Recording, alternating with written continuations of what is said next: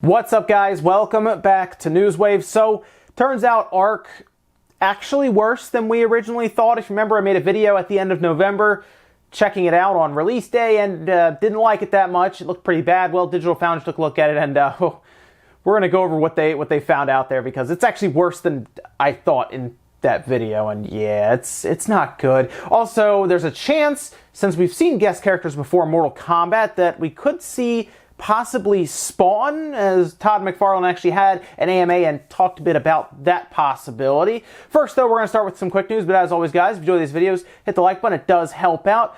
We're going to start today with Metro Exodus, as it has now gone gold, and they announced this on Twitter, and they also gave us one other little announcement. It's actually being moved up. Yeah, it's being moved up to February 15th, which means it's going to get technically out of the way of Anthem, so it's going to move up a week to completely get out of the way of that, and then I guess it's going to release on the same day as Crackdown 3, although Crackdown 3, of course, enters in the Game Pass, so there's still some money to be dispersed there for something like a Metro Exodus, and I am curious about this game, as I was originally concerned that it was going to get lost in the shuffle in February, but everything kind of moving up and out of the way of Anthem, as we originally thought Crackdown 3 was going to launch on that same day. Well, no, neither of them are. So they're both getting out of the way, moving up a week, which is good for Metro. And I'll be curious to check it out since, well, I'm just going to download, Crackdown 3 when that comes out since it'll be on Game Pass. So yeah, maybe I'll pick up Metro and check that out. Also, we talked originally about 2B showing up in Soul Calibur 6, which surprised a lot of people. And I'm sure there are plenty of, as we saw the creative fighter system make all kinds of characters, I'm sure 2B was probably created as well. But the official 2B is actually showing up next week, December 18th. It's not going to be a timed exclusive for anyone's system, as there was some speculation about that. No, it's going to all platforms, so the Xbox, the PlayStation, and the PC, and it's coming day one there, December 18th, to all platforms, which is good, because the time exclusive stuff can get kind of dicey with fighting games. But yeah, you'll be able to get your hands on 2B to use in Soul Calibur 6, and we'll be curious to see how that actually does, how she controls and everything, but pretty cool to see that happen. Again, a big surprise, and we don't have to wait too long. You will have to, of course, buy 2B, though. It's not going to be added for free. And while we're on the topic of DLC, Spider-Man is getting its third and final downloadable content at the end of December. So December 21st, the Silver Linings DLC is going to be released, and you can pick it up. And it looks like it's going to have something to do with Silver Sable actually coming back to New York, fighting Spider-Man, and it looks like Hammerhead, as we saw in the trailer, is also going to be joining in with what looks like, I guess, a suit provided to Hammerhead from Silver Sable, but pretty cool to see, and that does wrap up, apparently anyway, from what we could tell, all the downloadable content for Spider-Man. Now, will they add more? It's possible. I think the game has probably sold enough, and I'm sure Insomniac's already drawing up plans and everything for the next Spider-Man game, because we're pretty sure they're going to make another one, a sequel to it, and I'm sure there'll be DLC, but while the DLC probably could have been a part of the full game, I'm also curious if they really wanted to separate, like, I'm sure because it was Insomniac, they wanted to have something to sell afterwards, since Sony generally sells their first-party stuff, and like God of War, for example, got a free update that did New Game Plus, but Insomniac, of course, wanted downloadable content to get more money out of it, so you could pick it up. The other ones were hit or miss. I know there was one that was a bit shorter, and the other one people really liked. This one looks like, I guess, it's going to be the big blow-off for the DLC, so hopefully it's a bit better, but so far from the trailer, at least, it looks pretty fun. And with some of the quick news out of the way, let's get into the bigger stuff, and we're going to start with the possibility of Spawn actually enter into Mortal Kombat 11. Now, Spawn has been in other games, specifically, as most of us remember, back in the GameCube, the Xbox, and the PS2 days, Spawn was actually the guest character on the Xbox side in Soul Calibur 2. So he's been in a fighting game like that before, and Mortal Kombat is known to have guest characters, as we've seen Freddy Krueger, and we've seen Jason, and we've seen Alien and Predator, all of these different fantastical characters that, while Mortal Kombat's already fantastical on its own, but guest characters that are well known kind of entering in, and they make them work in Mortal Kombat. We even saw just in general, like the alien, the xenomorph show up, and that was crazy that they made that work. But yeah, it's not uncommon to have these things happen. Kratos was in a Mortal Kombat game, so yes, it could definitely happen. But Todd Mcfarlane was actually having an AMA over on Reddit, and when asked about Spawn possibly entering into Mortal Kombat 11, he simply said, I believe he's on his way. So yeah, sure, Todd Mcfarlane could just be teasing about Spawn, but I mean, why not? That would actually be really cool to see him in there. And of course, we do know that there is a movie coming up for Spawn, so that would actually kind of work out, right? You have Spawn in Mortal Kombat 11 that would work to lead up to the movie, so kind of get him back into the mainstream a bit there. And you know what? I want to play as Spawn in Mortal Kombat, so yeah, I mean, go figure. I don't play as Spawn in Mortal Kombat. Yeah, bring Spawn into Mortal Kombat 11. Make him... You know what? Here's the other question. Let's say that happens. Would you want there to be guest characters for each system? Or would you just want guest characters and then be on all systems? Because back in the day with Soul Calibur 2, that was a pretty cool thing. I think we even saw it in the follow-up Soul Caliburs, like 4, where there were, Star Wars characters. So yeah, I would like to see something happen with this Mortal Kombat where they do have a guest character for each platform. That'd be kind of neat. I know some people will be annoyed because they feel like they have to get all the different versions, and that might mess with tournament play, so maybe they do need to keep the guest characters across the board, but that's just, that's how it was back then. You know, you got different guest characters for different games and platforms. But anyway, Spawn, yes, would make a lot of sense, and I guess let me know if there are any other guest characters you think would fit into Mortal Kombat's dark and kind of gritty environment. And it's coming to all platforms now, PlayStation 4, Xbox One, PC, and the Switch.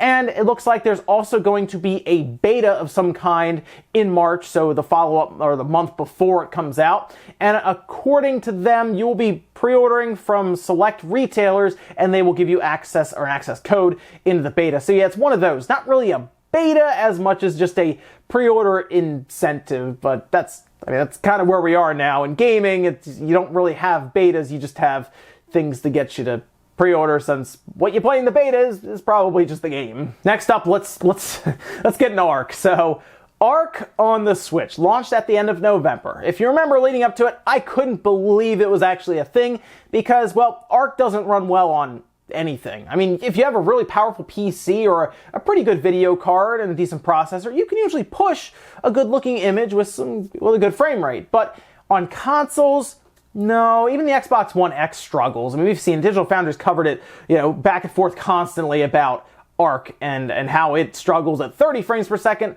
on the Xbox One X. So the Switch playing ARK, yeah, a lot of you probably saw my video. It didn't work that well. And it wasn't just me. Several other YouTubers talked about it. People online, threads were made. But now, Digital Foundry has looked at it, and it's worse. It's worse than we thought it was. So I noticed right away a blurry image that was just really hard to look at. It was shockingly bad when I turned it on. Like, if you look at, kind of the foliage and visuals and everything, and this is in docked mode, it looks really bad in handheld mode.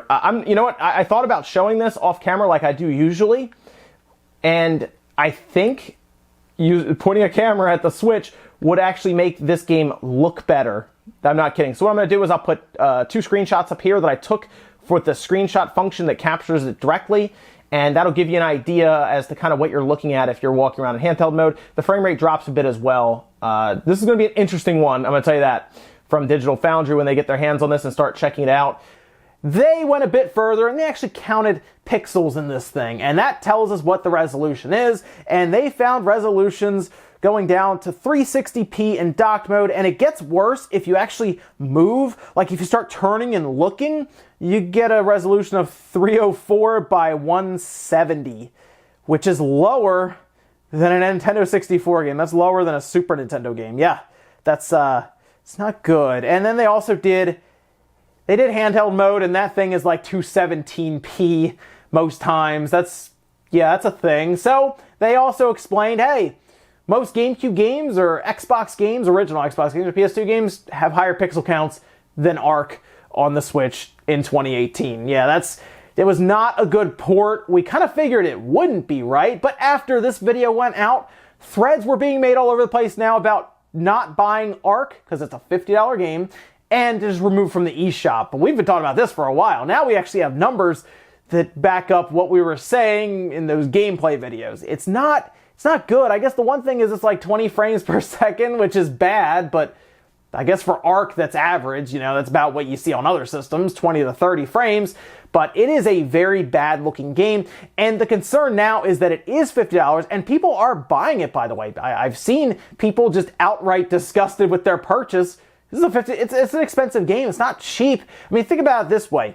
Someone might buy ARK instead of Mario Odyssey. Someone might buy ARK instead of Smash Brothers Ultimate. Just that should pain you inside, right? Like somebody goes to open their presents on Christmas and they get the Switch, and then the game that they get with it is that cool looking dinosaur game that was at Walmart, and it's ARK, right? It's something right now. It's tough, and there's no refund policy on the eShop, even if you you've played it for 15 minutes. So hopefully Nintendo gets that figured out as well. Some kind of refund policy if you're within a certain amount of time. Like I know Steam, it's like 2 hours.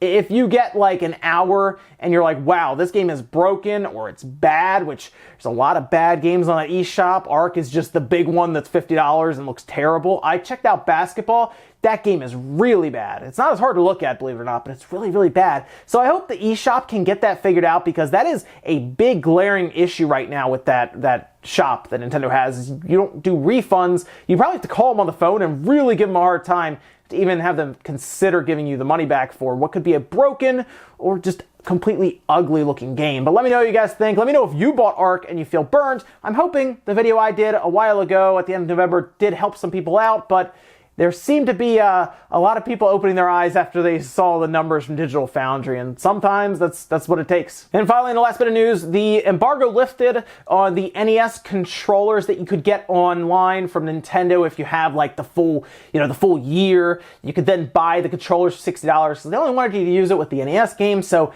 in their mind, if you don't have the online service, you don't really need the controllers. But hey, maybe somebody wants to collect them or try to play around with them, because the reviews went up, and it does look like those controllers technically do work in other games, but not well, because it just has a D-pad, no analog sticks, limited amounts of buttons and everything, but it does work technically. I'm thinking like maybe Puyo Puyo Tetris would work with it. Maybe. NES games, of course, work fine with it. That's what they're designed for, and they slide on the sides. What was really interesting, though, was in an image that I saw, they actually are detected, as you're seeing here, in the icon as straight up NES controllers, full on with the colors and everything. I thought that was really neat because it looks like little mini NES controllers there. So when we saw that image added when there was data mined for that update, and we thought it was going to be maybe very standard looking ones. So now what I want to see is, what does the Famicom controller look like that you could buy? I hope somebody attaches them and then takes a picture, because really, I'm just curious. Does it look like the